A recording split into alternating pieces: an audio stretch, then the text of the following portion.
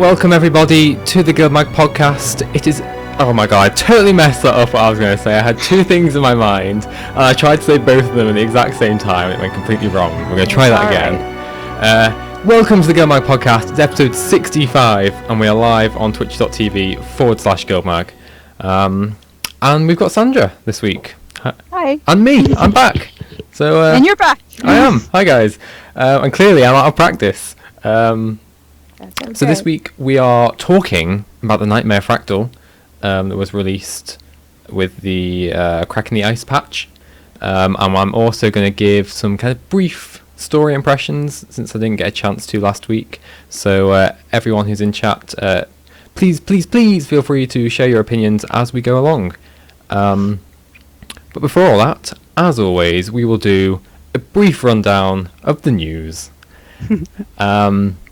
So game news this week, Bobby Stein has been on the forums saying that ArenaNet are exploring ways to make the raid story more accessible to non-raiders. But there's like a big caveat with this in that there's really like no guarantees that anything will actually come of this. So he's basically said this could take any number of forms. It doesn't mean, there's going to be a story mode. There's nothing kind of set in concrete. But it gives, I guess, people hope that maybe something will materialize in some sort of way that they can experience the story. Yeah. So yeah. I think people immediately started thinking, "Oh my God, story mode's coming in!" And then he had to post again and be like, "Stop." Yes. I never said that. Yeah. And this may never even happen. We're just talking about it. So at least they're talking about it, which I think is a good thing. Any way that we can get the story to be a bit more accessible, and for players who don't raid, I think is a good thing. Yeah, we've talked about this loads on previous episodes, so we're not going to mention any more about that right now. Some other little bit of news. So Winter's Day, it is now December. Oh my God, it's actually December, which means I'd start doing some Christmas shopping. And Winter's Day will be on its way at some point this month. And there is no change to the party system in the Toypocalypse mission. Is it mission? Is that what you call it? Like a little dungeon. Like dungeon thing. So there were, I know, a lot of requests on Reddit that instead of being able to solo queue it, to be able to form up groups and stuff with people. Unfortunately, that's not the case this year. But I think they said they may look at it for next year. Yeah, it says that Gail posted to say that they are exploring it. They just didn't have time to implement anything for this year, but hopefully they'll have something for next year. Yeah, absolutely. So that's the news. Gemstore news though is more exciting. So for 600 gems, you can get your hands on the brand new Air's Legacy longbow, which looks really cool. I think I really like it. It's the right, for me, it's the right level of not too flashy, but still it's got a little bit of effecty stulike going on. Yeah. I'm trying to think of the right word. Yeah, and people were talking on Reddit this week about how it's used like a base model that's already in game, and then just sort of improved it a bit, which it works. It does. It fits. I'm not too bothered by it. Other people were a bit salty, but oh really? Because I wasn't really around when the patch hit to see actual reactions. Yeah. So I quite like it. I mean, it fits thematically with what happened in the story as well. So yes. I don't know. I mean, it did get the buff from the scroll, so it should be like just an improvement of the base, right? Isn't that the whole point of the story? So it kind of ties in. You can also get your hands on the Cosmic Harvesting Tool for 1,000 gems. This completes the Cosmic, what do they call it? Infinite Gathering? Gathering tool set. So, yeah. And there's also the Fancy Winter Outfit for 700 gems, available for 6 days longer, and a whole host of Winter's Day themed items kind of cycling in and out of the gem store. So hit that O key. You're like good salespeople here. I know. ArenaNet should be paying us for this. Okay. But moving on to some brief community news. So announced 2 days ago, no, yesterday, because it's Thursday today. During community showcase. Yeah, yesterday on the community showcase. So ArenaNet is partnering with WeLoveFine.com and allowing fan submissions for like official merchandise, like fan artists and stuff, to kind of like create their own like official Guild Wars 2 merchandise sort of thing. And so more details on that will be emerging. And we see that Vasberg is in chat, who should totally get on that. You should totally submit. That'd be awesome. So yeah, it'd be really cool to see kind of official merchandise with player artistic shiz on it. Yeah, I think this is a cool idea because there are a lot of talented people like Vasberg out there creating some really beautiful things. And so, yes, this is cool. I totally agree. And speaking of awesome, cool, artistic stuff, this is going to be the best segue we've ever done. So the GuildMag Annual 2016 is now open for pre-orders. So if you have been paying attention to the podcast or guildmag.com, you will. I think we explained what the annual was a couple of episodes ago, but to do kind of like a brief rundown again for all the new people. No, wait, put it down. Okay. We're gonna do a big reveal. So yes, the annual is a kind of yearly printed magazine that we at GuildMag produce. Normally we do free digital Guild Wars 2 magazines, and once a year we kind of decide to go all out and do a physical copy that all our readers can pre-order and like have and hold and love forever. This year for 2016, we've partnered with a load of people in the community, so people like Aurora Peachy, Vasberg, Chronicles of Tyria, MMO Inks, to produce hopefully the best magazine we will ever have produced. Yes. And what's really special about this issue is that for every pre-order we have, every magazine that we sell, we'll be donating $1 to Doctors Without Borders, which is a really, really worthwhile charity who provide emergency medical aid where, like, all over the world, wherever it's needed. So it's a really, really worthwhile cause.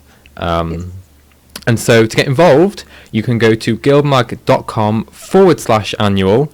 All the information is there. I really, really encourage you to go and read it, check it out. And as an example of what last year's looked like, Sandra, there we go. So that was the 2015 annual. Yeah, do you want to give us like a quick flick through maybe? Find an interesting page? Yeah. Okay. So we get it all properly professionally printed. This year it'll be even better. Delivered straight to your door. And yeah, it'll look even better than that one because we've super refined all the designs on everything. And we're going super try hard on this one. So it is a really, really worthwhile.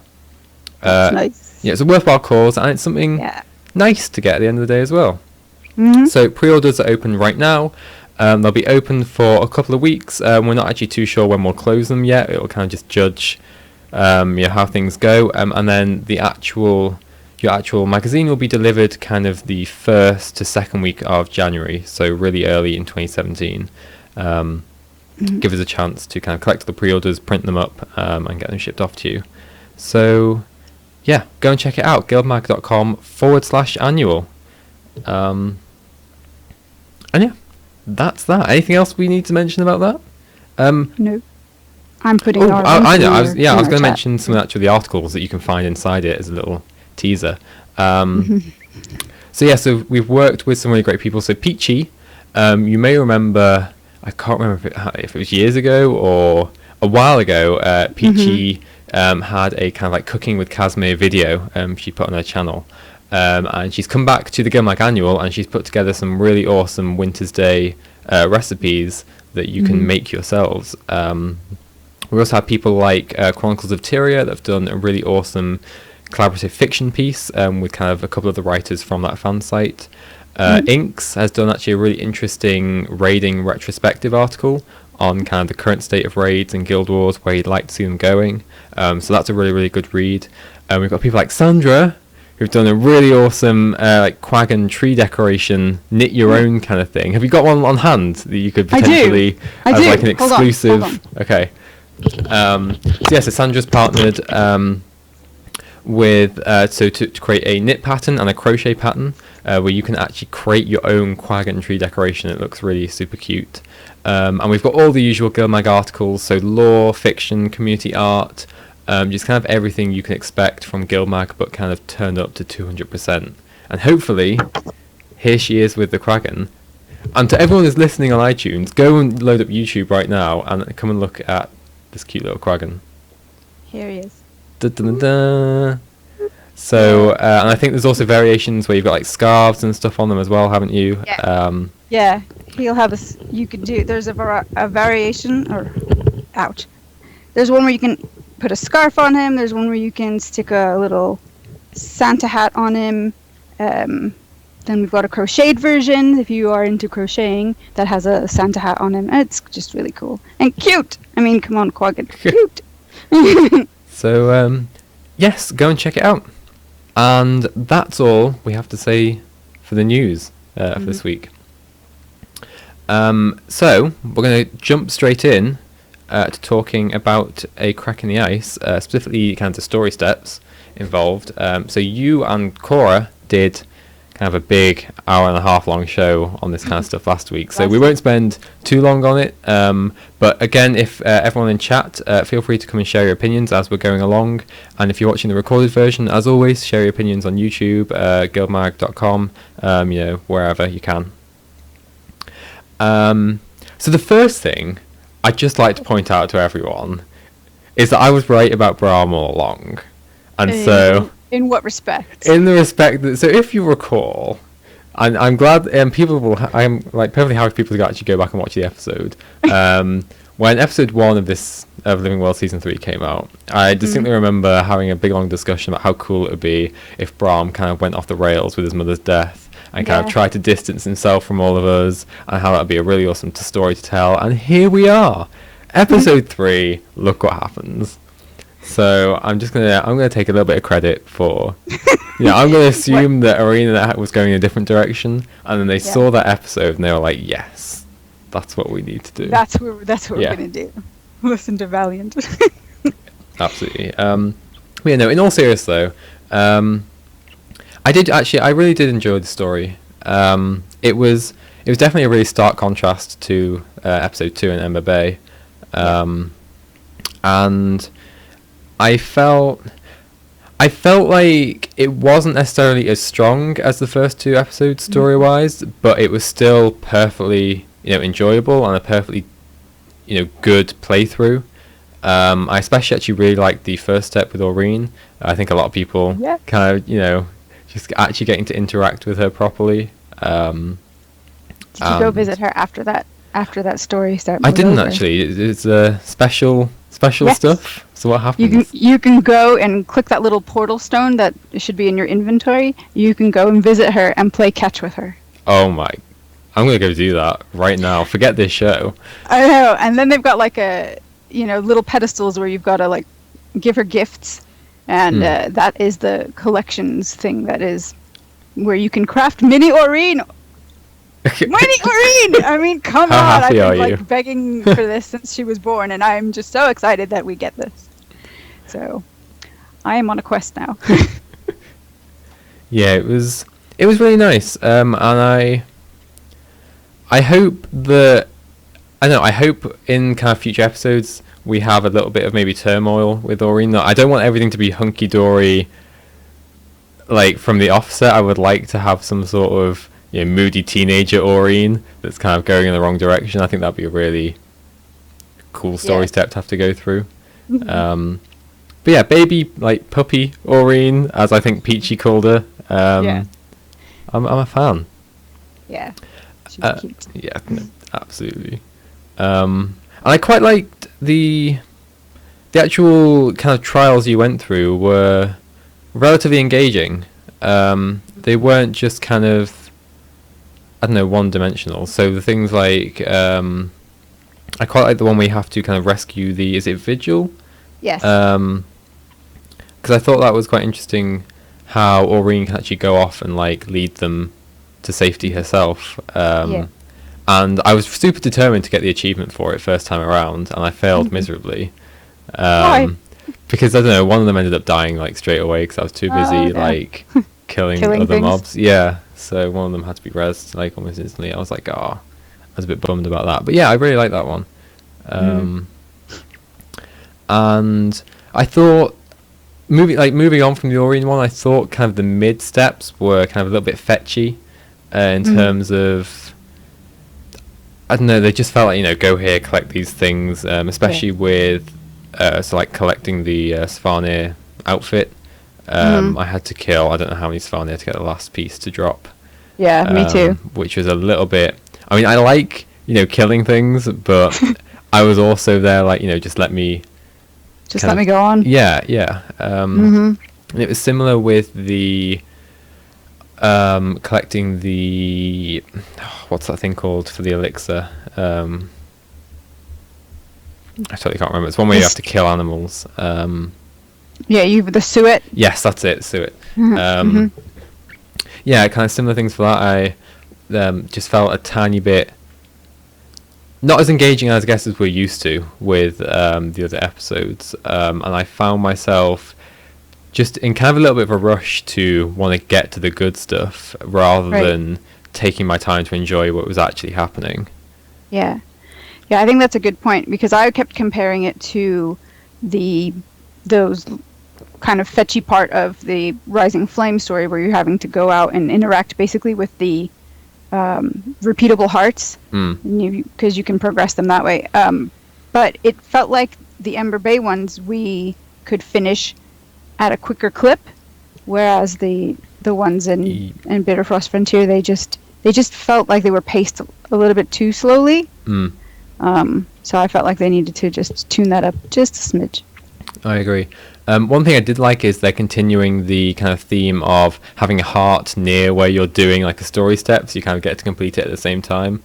And I like that they're continuing like the repeatable hearts and stuff throughout the new map.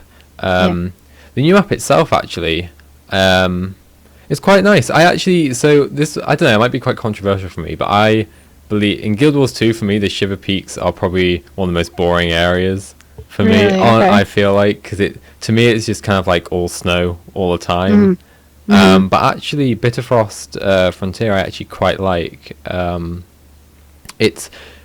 I wouldn't say I probably like it as much as the first two, but I definitely still think it's a really nice map. I like the kind of beacon Kodan flame stuff going on with it.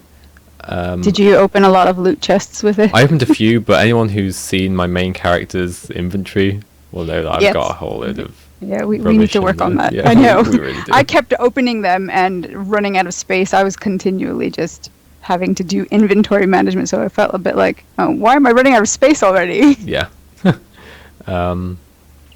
I liked how like seeing more Kodan and like Kragan and Grawl kind of in the area. It was really nice to get to interact with them because like up until then I hadn't really interacted much with Kodan. Like I don't really do anything in the Shiver Peaks. Like I probably spent my most time in there when the Frostgorge train was a thing like a couple of years ago.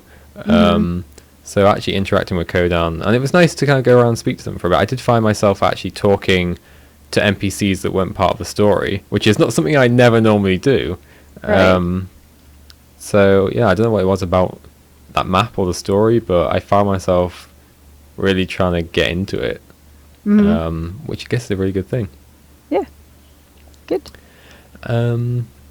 What else? So yeah, I felt like I think it's quite a theme that they do a really good job of kind of guiding you around the new map with the story. So this one in particular, I think, does a quite good job of taking you to the interesting locations in all of them, while still allowing you to kind of go off and explore quite a bit. I really liked the hot springs in the middle of like this icy kind of area. I didn't like the mushrooms that are there, but that was the only thing. But did you try the jumping puzzle that's up there? I haven't had a chance to yet. Have you? I tried it, but me and jumping puzzles. I was on stream, so it was like, oh, okay, we're not going to do this because we need to progress the story. No, yeah, I need to go and play with the map because I've been super busy for the past kind of week, so I really only got to play the story yesterday, the day before, something like that. Mm. And so I didn't really get a chance to actually go and explore the map too much. So it's something I really want to do, and hopefully maybe next week we'll talk about the map itself a bit more, because I've seen a lot of kind of comments on the map itself. So one of them I was actually going to bring up is kind of the amount of inventory clutter that kind of doing the story requires. So these Spell in Disguise, you need like the 3 parts to it, which is 3 inventory slots, and then the elixir ingredients are 4, 3, 4, 3. I don't know, 4. somewhere like that. Something like that. So I found it interesting that they did it that way, because when they did the Mersat disguise, they didn't show up as inventory space items, did they? I can't remember. I think we were too busy trying not to die to Jade. Yeah, that was probably yeah. I mean, I think if they did, did they show up as like what? I can't remember in all honesty. Maybe they did. I think they just ticked off on your list, which in this one it ticked off on a list as well, but they also showed up as inventory space. So I don't know. I thought that was weird. Yeah, it's just, I mean, it's fine if you have like loads of inventory slots, but I have like none, which is probably my fault, right? But at the same time, it's nice to not have. It would be nice to just have them tick off as something not necessarily needing them, and then at the end just get like one item maybe that you double click to use. And I've seen kind of similar things with the talking about the elixir itself and being able to get into the bitter cold area, and kind of suggestions that it's a bit of a pain to have to craft the elixir each time you want to go in there, and that the actual rewards for that specific area don't necessarily like correlate with the effort required to go and build an elixir. Because I think there's like chests in there that I think give like 2 or 3 times the normal loot for the rest, but it's not. I don't know. It's not particularly. I've seen a lot of people saying it's not particularly worth it right now, and I've seen actually a really nice suggestion that would have been to have the elixir as like a one-time thing, like we had in Heart of Thorns, where to get through in Tangled Depths, to get through like all the Chak infested areas, you had to do this story step with Tizlak, where you get the like stuff to remove the Chak, whatever gunk. It's called. Yeah. Gunk. And once you've done that, you can just freely traverse through it without needing to do it anymore. And I think that may have been potentially a better way to do this. I mean, I totally understand where they came from, with it's like a kind of a zone within the zone where it's like super, like it's meant to be the super ultra rewarding zone. That I was surprised that they didn't put a boss or something in there to make it seem like, okay, we're going to give you these rewards for getting into the zone, so here, have something to fight. Yeah, I think it would have been. I think it would be nice to maybe see some sort of meta chain that culminates in a boss in that zone where you have to go and do this daily sort of thing to be able to get in there and access the rewards. But that's I think that's my biggest niggle with the map. The rest of the map itself is actually really nice, and I do really like it. It's nice to see the Jorah statue with the Grawl, which I didn't even realize it was until afterwards, and I was like, Yeah, I was in that zone, and when I first played through it, I don't think I even saw the statue itself, because I was busy trying to like get feathers from chickens. But yeah. So, but yeah, I liked that the different environments, with the hot springs, and then also the snow, and then the little foresty area. I thought that was really nice. It's contrasts. Yeah, that's the big thing for me, because most of the Shiver Peaks I feel like are just all snow, cold, and I mean that's their thing, right? But it's nice to see at least like snowy forests or foresty bits and hot springs and just different things to kind of break it up a little bit. Yeah. And what I actually really liked is the underwater stuff in the map. So like the cracks in the ice where you have to jump down like specific things and come back up again. I thought that was really cool. And I like that. And I've just totally remember this thing. I had a quaggan hit on me. What? And there's a quaggan right underneath like the main Kodan area kind of thing. I can't remember what he's called, But this was during my like phase of let's go speak to every NPC in this little area, and you dive down to this quaggan, and it I don't know, I can't replicate what it says, but it was like the weirdest thing ever. It's totally like trying to hit on you, and it goes, "Here's the key to my house" or something. Come back with me. I'm just like, what is going on with this quaggan? I'm gonna have to try and like get the name of it now. But it was, if you haven't, go and speak to it. It is like the best thing a quaggan will ever say to you. I can guarantee it. I don't know. It was just weird. It was just in this super. I was just finished this like super serious story step. Right. And then there's this quaggan offering a giant char to come back to its wherever they live in. Sometime, right? Yeah, it was literally that. That's funny. So props to whoever wrote that line. Yeah. So looking at kind of the last couple of story steps, which is where it really sort of ramped up. I did actually I enjoyed the two bosses. Probably the last one more so than the.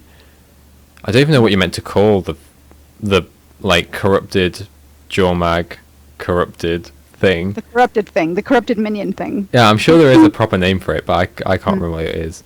I felt like that was actually a little bit too easy, because up until that point they've been building up this. Oh, there's this abomination that know is super like powerful, and it's don't go near it, you're gonna die. I know the mechanic I thought was really easy to figure out on that one. Yeah, I think the mechanic was fine. I just thought it died, or at least for me, it died way too quickly, and it didn't particularly hurt me a lot kind of thing. I didn't take too much damage, and I get that it's a story step, so it's they're normally quite toned down for most people to be able to complete relatively easily. But I feel like how much it was built up compared to how long it took me to kill it. What actually was. Yeah, it was a little bit of a mismatch there. But the actual mechanic itself was interesting. That you couldn't actually damage it yourself. You had to, use like the exploding grubs basically to damage it. I wonder if that's something that's like gonna be taken forward. Like, are we gonna? We saw that mechanic in Glint's Lair. So was that episode 5 of season 2, where you had to kill the little facets in order to damage the big boss, the big facet. Yeah. Yeah. That's true. So that's a similar mechanic. Yeah.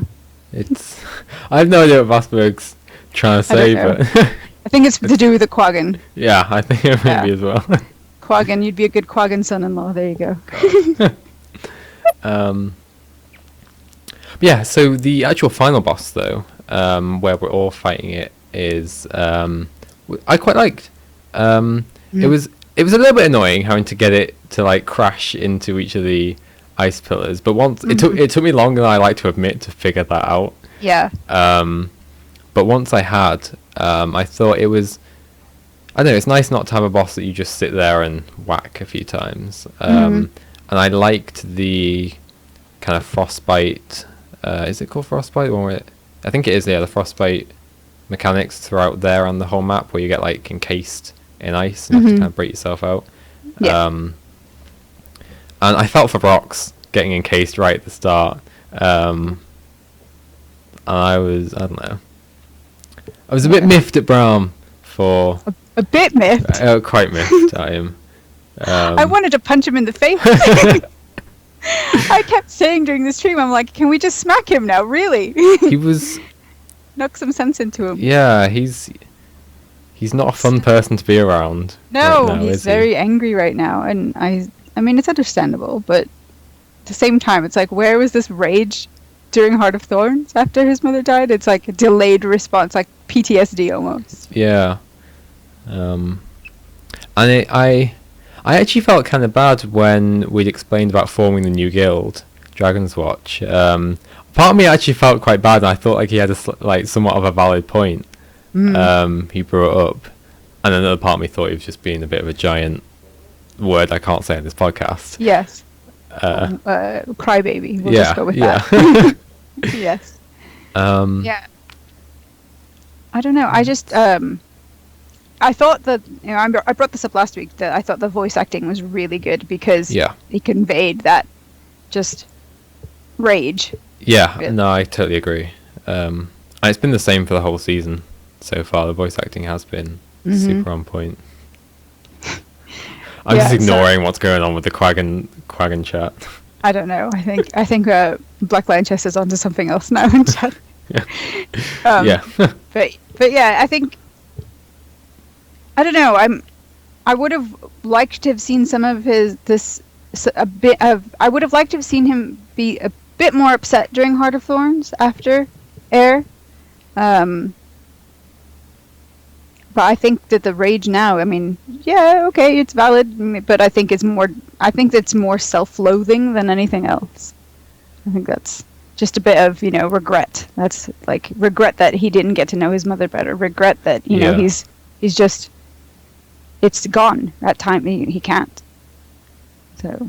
Yeah, and he mentions, I think at one point, that now that he's back, he's got all this like extra responsibility and stuff that's been pushed onto him. I think that's kind of maybe just tipped him, I don't know, over the edge. I don't know what he was. I think that's and it's a really ironic because he's the one who's like, well, I'm going to go out and crack the tooth. Yeah. And it's like, well, if you don't want the responsibility, what? Yeah. Yeah. So Vasberg says, I find this really excellent writing, no matter if you agree or disagree with Brahm. The thing that a player actually starts having an emotional issue with a bunch of polygons show it's quite immersive storytelling. And yeah, I think this is definitely...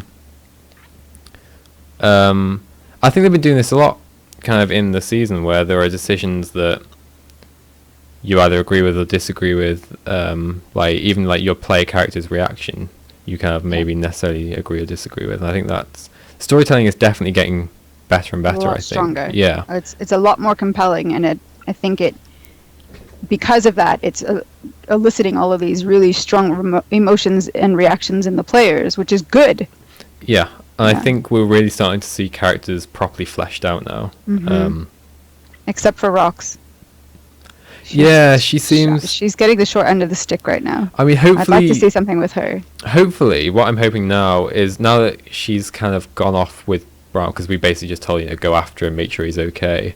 Hopefully there'll be some sort of pull between what's going on with Ritlock, and like where do her loyalties lie, with Brahm going off to try and get himself killed, going after GuildMag, or trying to help Ritlock, who she's, historically really looked up to. So that could be maybe where her character gets developed, which would be really interesting. Where do you think we're going in episode 4? Oh, that's a good question. I wish I had a clear answer for that. Yeah, I mean, because we're like zipping all over the place at the moment, so it honestly could be anywhere. I mean, I think we're gonna have to do something with Ritlock now. For 4, I think we will at least be in the Black Citadel for some part. My dream would be to go to like the Char Legion Bloodlands, north east. I don't know if that would actually happen, but that'd be awesome. I don't know how that would tie into the rest of the story, because Primordius and GuildMag are nowhere near there, but it would certainly tie into Ritlock stuff. But as from that, I have no idea. I mean, have they said they wanted to continue fleshing out the Fire Islands? Do I remember? Possibly. Do I remember? I don't know. I mean, the possibility is there, right? Yeah. Because the pressure that was being built up underneath the volcano, it needs to be what was his name? Rockface Roban. Yeah. Said that it needed to be released every so often. So it seems like that's going to be cyclical. So maybe I don't know, we'd have to go down maybe there that was and just player something speculation that I can't remember, but it's. I mean, we'll just have to wait and see. I honestly have no idea. I mean, we could get maybe more Shiver Peak stuff. Yeah, I don't know. I know. It's like they've created all of these possibilities, and it's like, oh, I don't. Yeah, I have no idea where they're going next. So. But I think wherever they go next, it's going to be interesting. Absolutely. Yeah. Definitely don't disagree with that.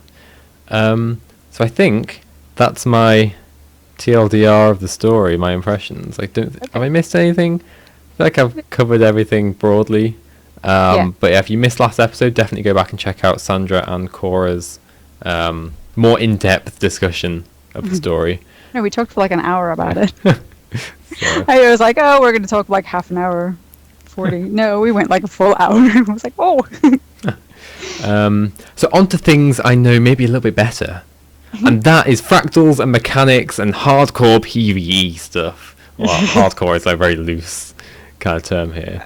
Wow. So we're going to talk about the Nightmare Fractal because I think it's awesome. And the first question I wanted to ask, and I can already answer it without a shadow of a doubt, is this the best fractal ever? And it absolutely is. It definitely looks it. It is awesome. So I've tried to cram playing it in today. So I've managed to do up to tier 3. I haven't yet managed to do tier 4, the challenge mode. My plan is to whisk away after this podcast and go and do them because they look awesome. But just kind of talk about kind of my experiences up to T3 for Nightmare Fractal. It is absolutely my favourite fractal ever so far. And it's such a massive step up from what they did with the last fractal in terms of just really engaging mechanics. And I've seen a lot of people basically just calling it like a 5-man raid. Yeah. Which is what I would really like, the top tier fractals to actually be. I think this is definitely it, or at least a good portion of the way there. Yeah, I know. I remember I brought up. I don't remember which show it was, but it was several shows ago now. What would happen if they started using fractals as almost like a staging ground to kind of help players develop and take that before they took the next step into raids? And I remember it was you, and I can't remember if it was Inks was on the show at that time. We're like, well, that would be nice. Yeah. And it seems like that they're doing it with absolutely. it. I mean, which is really cool. They said in the the behind the scenes thing, the two, I can't remember the name of developers off the top of my head, but they were basically saying that they wanted this fractal to teach players to get better at the game. And so they designed it, like the core philosophy was kind of big wind-up attacks that will punish you if you don't react to them. So there's lots of like really big AoEs and things that are relatively obvious to deal with, and if you don't, you get punished like really hard for it, which I think is a really awesome way to do this fractal. And what I especially like is the approach they took to developing it kind of from the ground up, but retaining everything like thematically that was awesome about like the Tower of Nightmares. As people have obviously got to play season 1, it is a really, really nice throwback to some of that stuff. And I haven't actually like fought like Clockwork stuff or even Toxic stuff, because I don't go to like Kessex Hills or anything really since season 1. So but even those events are very, they're very toned down and just kind of standard. Whereas, when they first came in, and now it's like just totally different. Yeah. And it's great to see, oh god, what's the Azura's name? He has a name now. I totally forgot. It begins with Arc, something like that. The mysterious Azura has a name now. And it's nice to see him actually reference Scarlet and be like, oh, these creations are awesome. I think he says something like, what a great creation if a bit flawed or something. I could learn something off this. So it's nice to see even now like these throwbacks to kind of Scarlet's genius, and how she's still. It feels like with this fractal, she's kind of had maybe more of a lasting impact on the world, because this is always kind of referencing her, and how you can learn stuff from her work and that kind of stuff.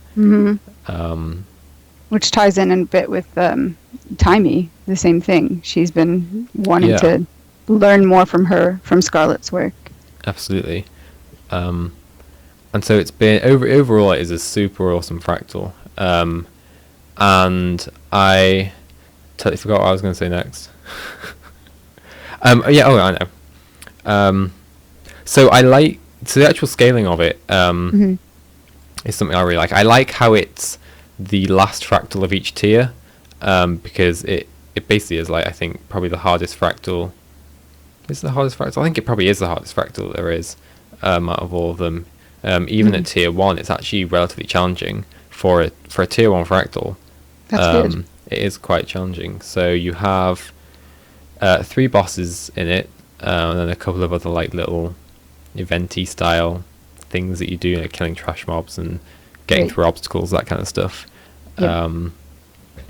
And there are some really cool mechanics that I like, actually. So the second boss, called Silax, something like that. He's like a toxic crate Hybrid. Yeah. No, the hybrid is the very last boss. Yeah. And the second one is this toxic crate, and he has this mechanic where each player gets like, each player gets like a AoE kind of cone in front of them, that will move as they move, and if you overlap that with another player, they'll get the same AoE cone again after they've all gone off, and it makes you like vomit on the ground kind of thing. I think it's really nice. It's one of those kind of individual player accountability things. It's like, don't mess up or you're gonna do something bad to someone else. And it's really nice to see those kind of mechanics in Guild Wars 2. And there's just so many different like AoEs and things to avoid and dodge, and it's probably the most engaging fractal, I think, out of all of them.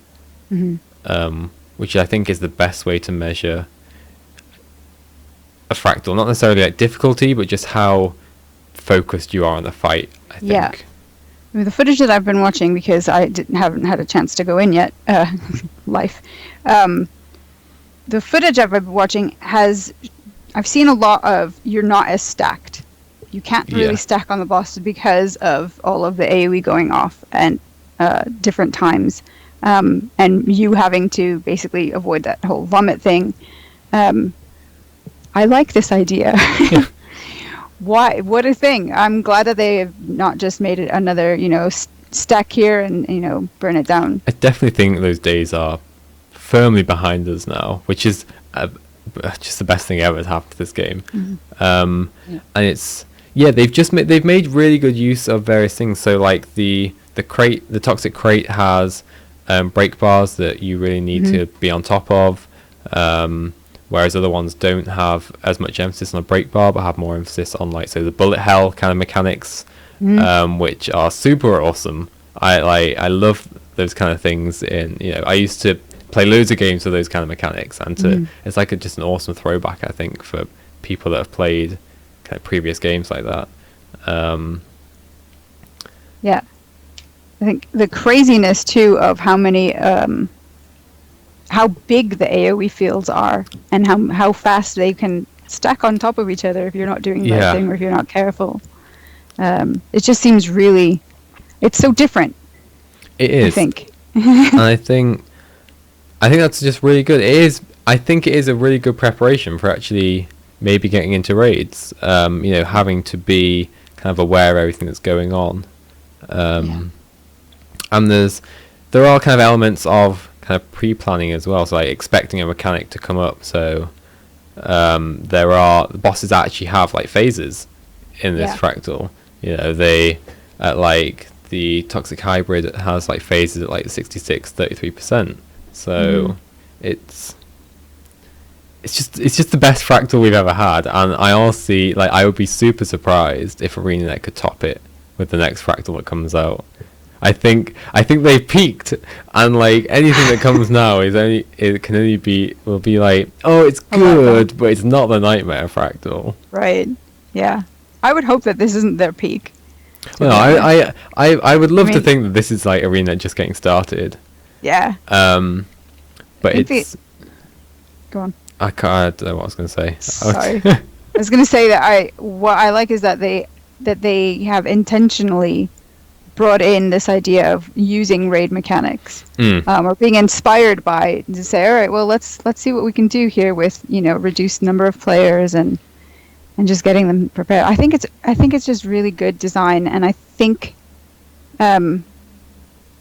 I don't know, knowing that they're working on the next raid, and knowing what happened with the raid that is currently in game, it just, I don't know.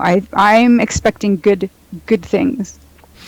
Yeah, it's in terms of challenging. I feel like, yeah, for PvE content, Guild Wars 2 is like the best it's ever been right now. It's in the best place ever. And ArenaNet are really getting to grips with how to create engaging bosses that make you think about what you're doing, and kind of teach you how you should be playing the game. You know?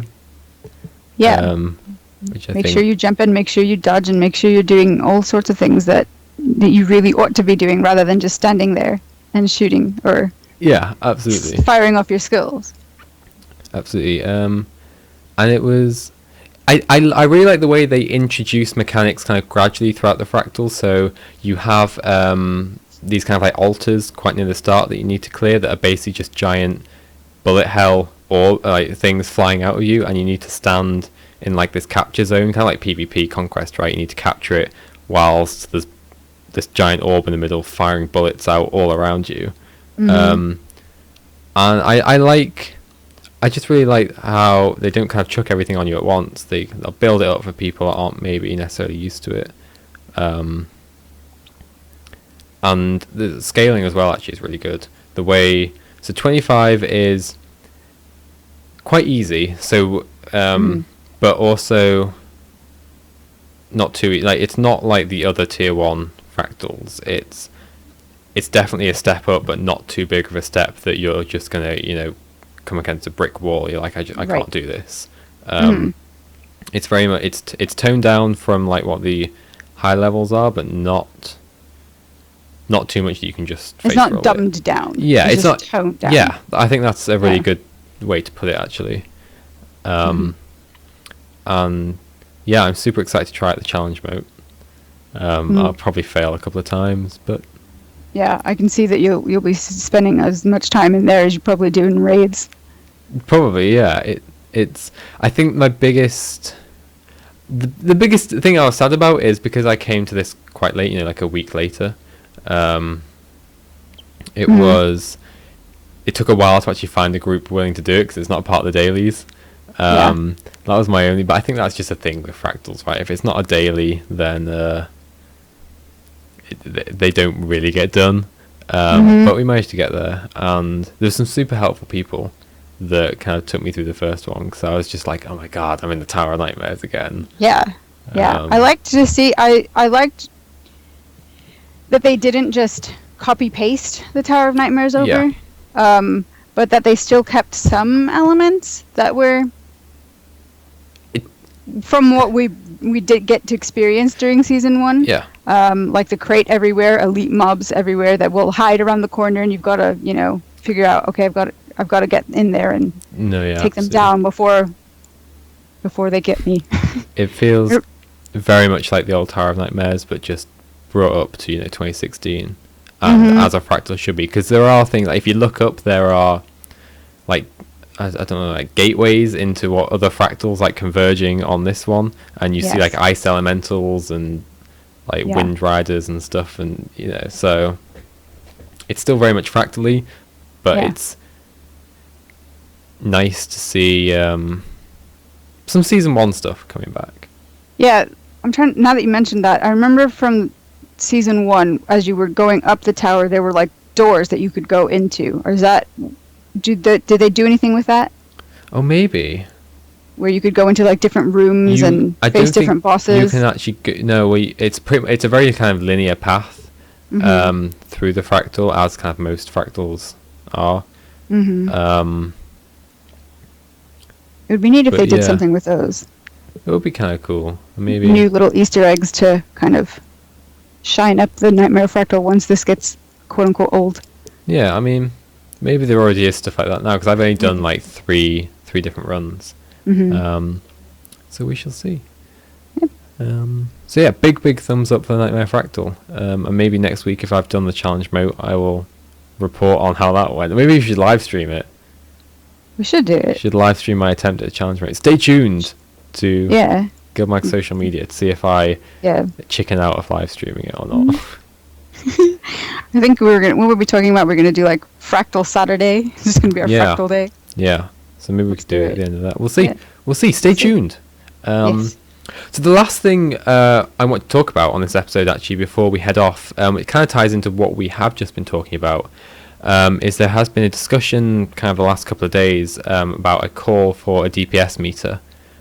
So Nike from DNT put out a about 7-8 minute video talking about the reasons that he feels we should have like an official DPS meter in the game. And it was kind of spurred on by the rise of a memory reading DPS meter Yes. that a lot of the raiding community has either been using or been around, just generally aware of, Right. which is totally against, all terms of service and user agreements and whatnot. And we've covered this, on previous episodes. And in kind of response to this, Gail Gray did a post on the official forums that basically just say, don't expect us to do like an official in-game DPS meter. Yep. And this naturally sparked, a discussion, right? Yeah. As it always does when As people always bring up does. DPS meters, it sparked a discussion. And so I thought we'd take the time to kind of deal with it on the podcast once and for all, from at least our perspective. Okay. So we can, when inevitably this comes up again, like a month or two, we Right. can just be like, refer back to this episode. And so the big kind of, I guess, arguments for it, and this is mostly from, I guess, the raiding perspective, like the raiding community, are that, I guess the big one is that it improves your performance as an individual and as a group. So obviously, as a DPS meter, nobody wants to be the DPS on the bottom, right?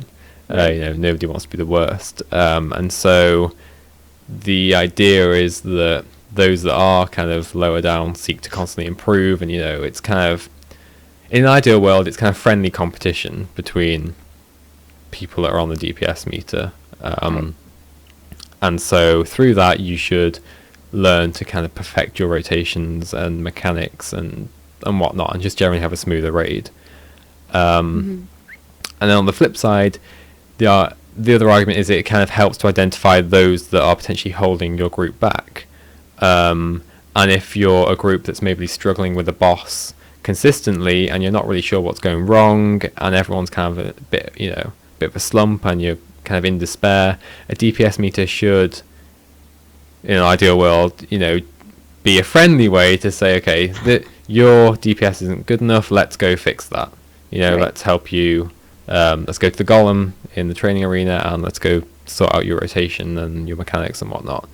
And kind of Nike did this phrase of it, like, prevents ignorant elitism. So it's like, he put forward this scenario of you could have maybe one person that's kicked that's maybe doing 17k DPS, when in reality the problem was someone else doing like 10 or 12. Right. And there was no DPS meter to check. You just kind of assumed it was this person, and now that you've kicked them, you're actually still no better off. Right. And so the big kind of pushback that this was getting is from non-raiders that are kind of this, well, actually it just promotes elitism across the board, right, when this is implemented.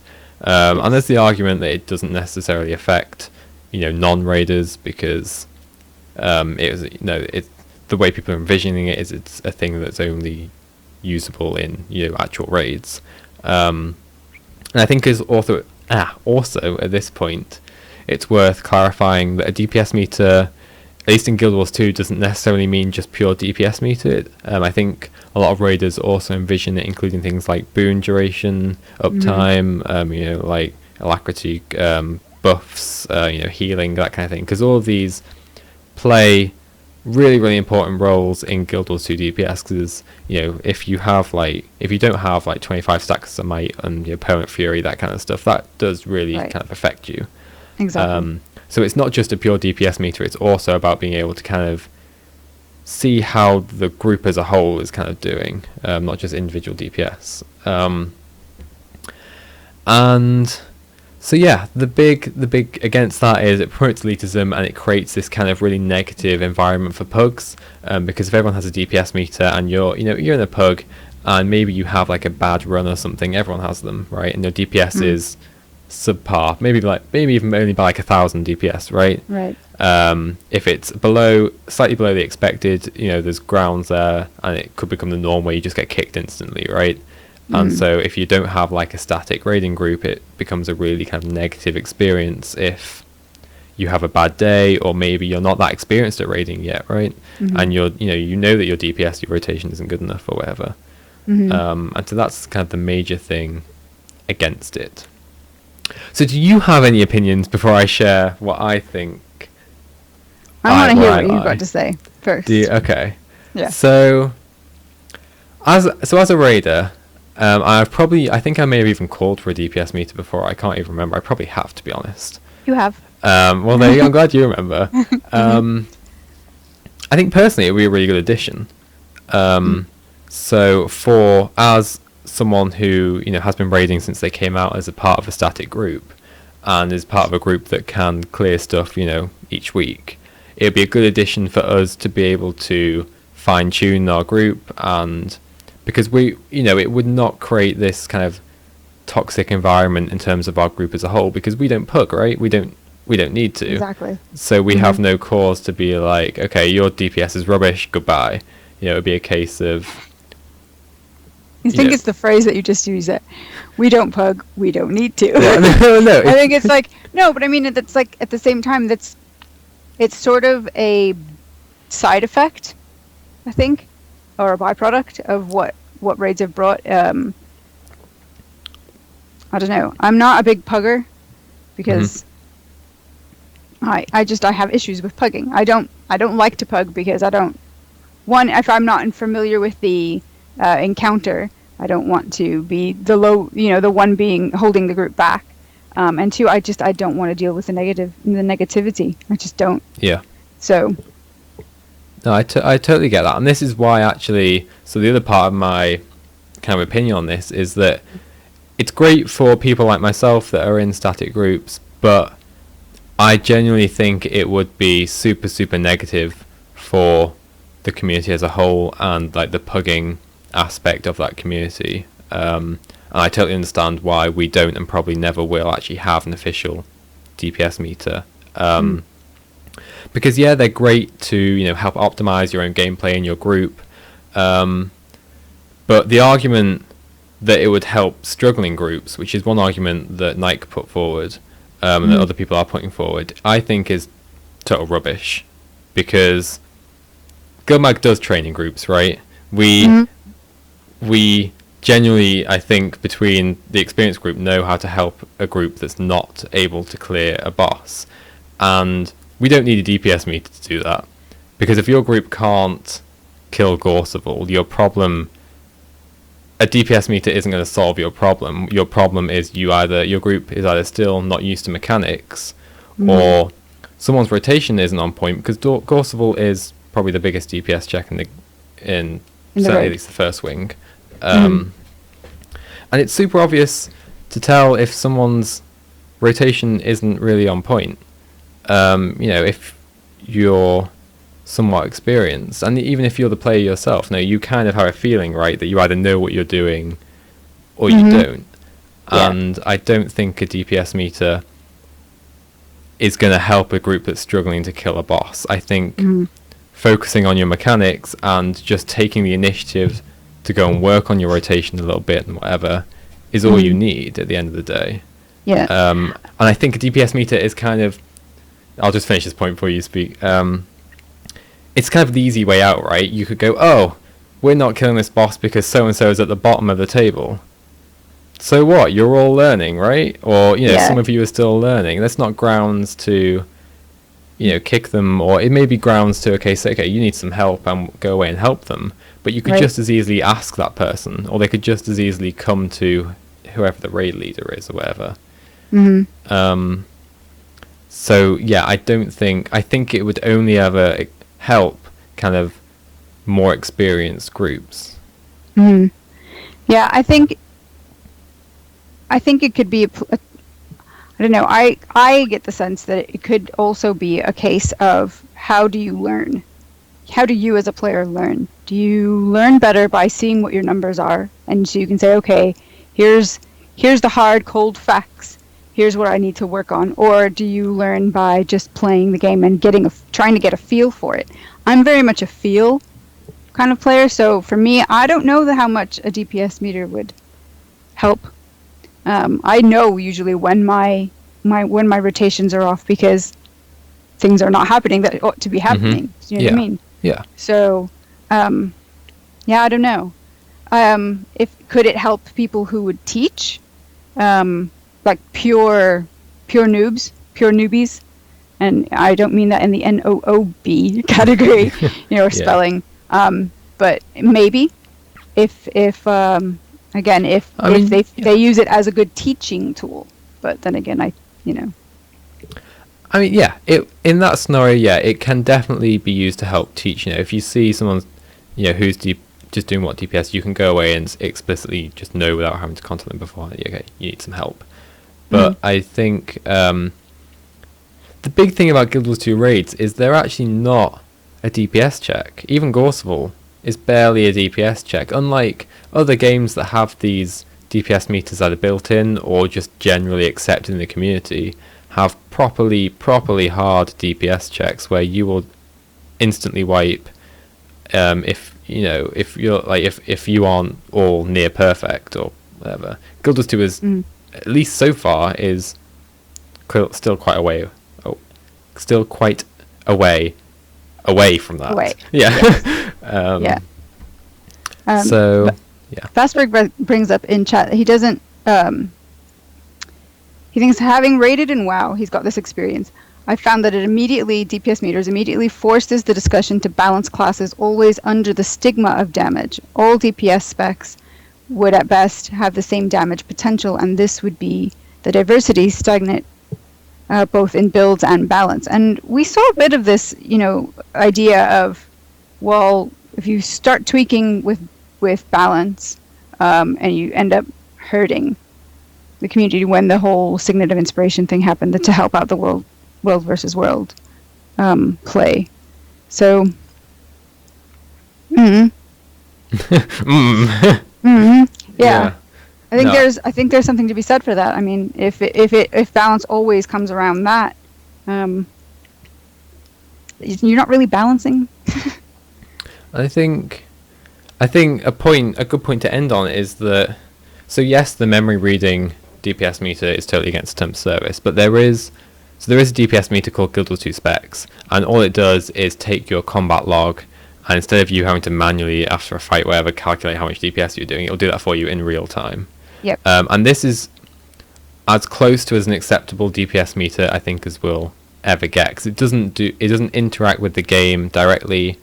All it does is take screenshots and then calculate some DPS stuff off your chat log. And we still don't know if this is actually acceptable or not, but it's as good, I think, as we're ever going to get from DPS meter. And if you feel like your group needs one, and you're willing to take the risk that it's not a bannable program, then Guild Wars 2 Specs is there. And I don't think we need an in-game DPS meter for raids as they currently stand. My opinion might change whenever the new kind of raid comes out, if there are really hard DPS checks, and if pugging becomes difficult because people aren't pulling their weight, that's when DPS meters start to maybe have some value, when you just can't pug because you need to be able to get rid of people that are holding you back. As it stands at the moment, I don't think that's the case. Yeah. So, well, there you have it. So there we go. That's DPS meters and whatnot, I think, done and dusted for now. Is there anything else you wanted to mention? Probably. No. I think we're good. Awesome. So, don't forget to check out the GuildMag annual, guildmag.com/annual. Great cause. $1 for every magazine sold goes to Doctors Without Borders. And so yeah, that's it for this week. Next week, we'll probably talk more about this patch. So probably we'll do a little bit on Bitterfrost Frontier. We'll go play with that. Sandra will have a play with the Nightmare Fractals, and maybe we'll do a bit more on that. And we'll see what else happens in the next week. So some notes on like our GuildMag streams. They'll be returning kind of in January. So Sandra's stream and whatnot and others, we will be kind of relaunching a new sort of streaming schedule in January. So stay tuned for that. So at the moment it will just be Thursdays, 2 p.m. Pacific time, 10 p.m. GMT/UK time for the GuildMag podcast. And that's it. So big thank you to everyone who's joined us in live chat. Don't forget to leave your comments and everything if you're watching the recorded version on YouTube or guildmag.com, wherever. Tweet us, Facebook, wherever you can find us. Yes. We'll be there, TM. And we will see you guys in a week's time. So thanks for joining us, guys. Don't forget to check out the annual. Yes. Bye. Bye.